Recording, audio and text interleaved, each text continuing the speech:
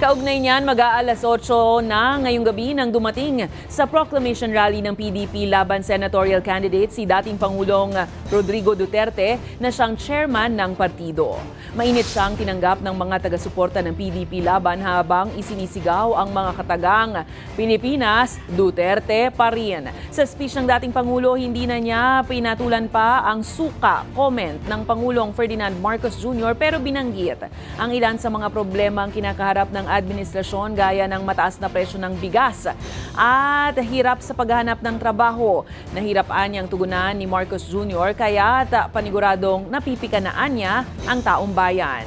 Samantala, sa isang pahayag, inendorso naman ni Vice President Sara Duterte ang mga kandidato ng PDP laban at kaisaan niya siya ng taong bayan sa pagdarasal sa maayos na advokasya ng mga kandidato para sa kapakanan ng bansa. Kung mas madali maghanap ng trabaho ngayon sa panahon niya, then doon ka sa kanya, doon sa administrasyon.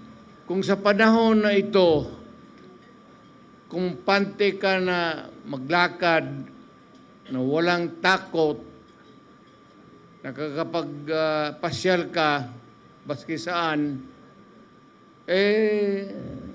wag mo nang bitawan si Marcos.